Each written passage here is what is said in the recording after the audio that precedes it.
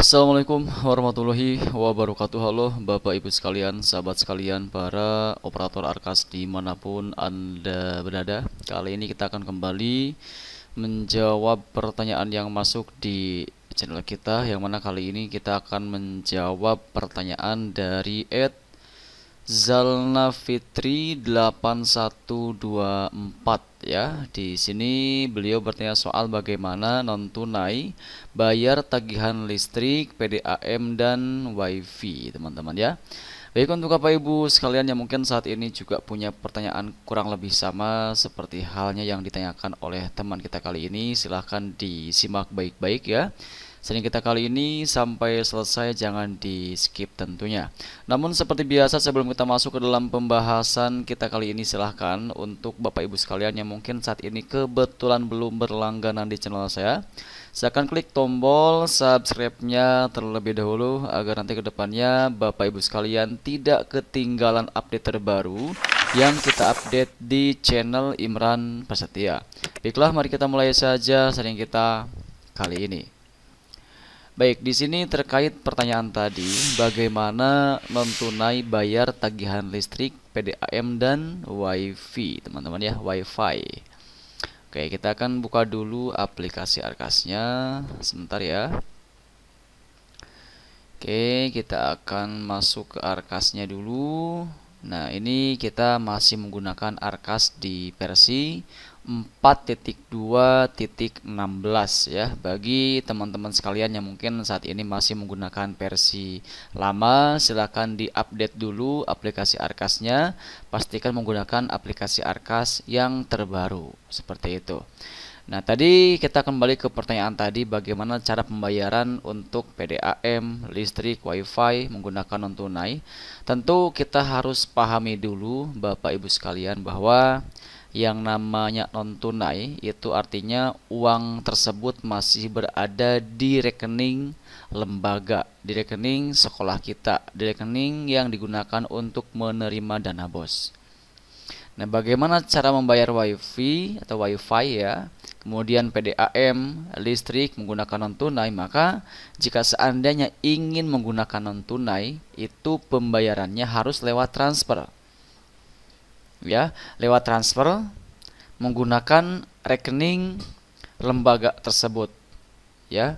Jadi bukan seperti ini, misalkan uangnya itu ditarik tunai dulu kemudian ditransfer. Nah, itu lain cerita, teman-teman ya. Nah, yang dimaksud non tunai di sini adalah, nah, kita contoh nih ya, kita buka Februari. Yang dimaksud non tunai yang ada di sini adalah nominal uang yang berada di rekening lembaga kita, di rekening sekolah kita. Dan jika ingin melakukan transaksi non tunai, maka itu artinya Bapak Ibu sekalian harus transfer dari rekening tersebut, bukan ditarik dulu kemudian ditransfer. Nah, kalau misalkan ditarik dulu, contoh misalkan kita tarik tunai dari bank, kemudian kita misalkan ingin bayar contohnya itu WiFi lewat transfer, lewat Briling misalkan ya, itu ditransfer memang, tapi uangnya itu merupakan uang yang hasil dari penarikan tunai dari bank. Nah, kalau misalkan demikian, maka itu masuknya itu ke dalam transaksi tunai. Ya, seperti itu. Nah, jika seandainya yang ditanyakan oleh Bapak Ibu sekalian adalah bagaimana caranya supaya kita bisa melakukan transaksi, melakukan pelaporan di Arkas, di BKU Arkas, tapi pas dicek ternyata dananya itu masih berada di non tunai. Di sini misalkan tersedia 3,3 juta di non tunai, kemudian di tunainya ini masih kosong. Nah, kalau misalkan Bapak Ibu sekalian yang ditanyakannya adalah yang seperti itu maksudnya, maka silahkan Bapak Ibu sekalian pastikan dulu ya, pastikan dulu dana dari rekeningnya itu sudah ditarik tunai dulu. Ditarik tunai dari bank. Nah, kemudian nanti Bapak Ibu sekalian baru lakukan penarikan tunai di sini. Ini dalam artian kita melaporkan penarikan tunai yang sudah kita lakukan. Maka di saat kita sudah melakukan penarikan uang dari bank, maka jangan lupa juga untuk melaporkannya di BKU Arkas dengan melakukan klik tombol tarik tunai di sini. Kemudian di bagian tanggal tarik tunainya itu pilih tanggal yang sesuai dengan kapan kita melakukan tarik tunai dari bank. Contoh misalkan kita melakukan tarik tunai dari banknya itu di tanggal 11, maka pilih tanggal 11. Ini anggaplah bulan Februari ya teman-teman.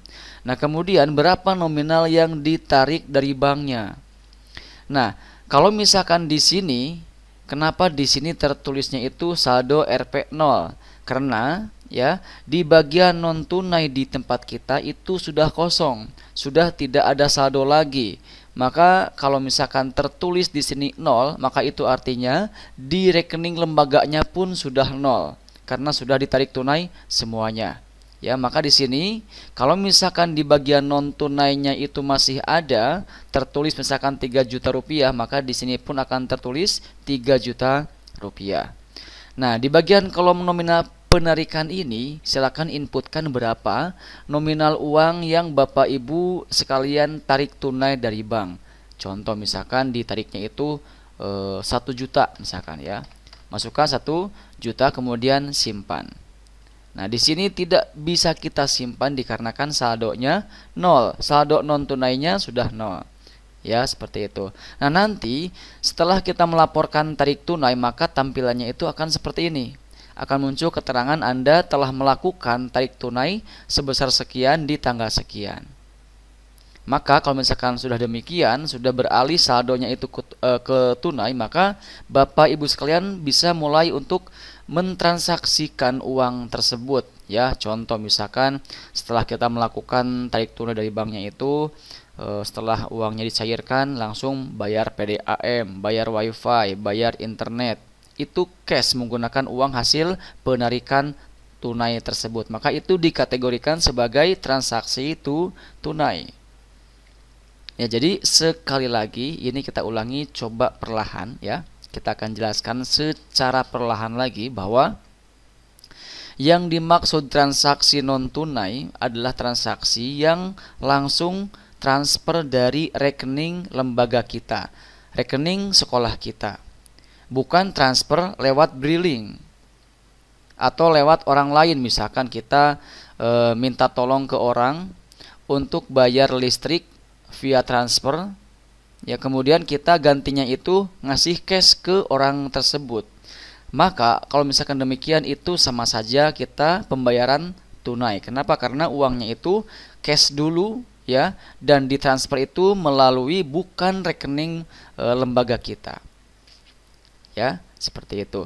Baik, semoga ini bisa menjawab pertanyaannya, dan kalau misalkan jawaban ini tidak sesuai dengan yang ditanyakan, silakan bisa diperjelas kembali pertanyaannya supaya nanti kita pun menjelaskannya bisa lebih mudah lagi dan lebih sesuai dengan yang Bapak Ibu sekalian tanyakan. Ya, seperti itu. Baik, terima kasih, sampai jumpa di channel kita berikutnya. Jangan lupa dukung terus channel ini dengan mengklik tombol like, kemudian share, dan juga tekan tombol subscribe-nya supaya nanti kedepannya Bapak Ibu sekalian tidak ketinggalan update terbaru yang kita update di channel Imran Prasetya. Wassalamualaikum warahmatullahi wabarakatuh.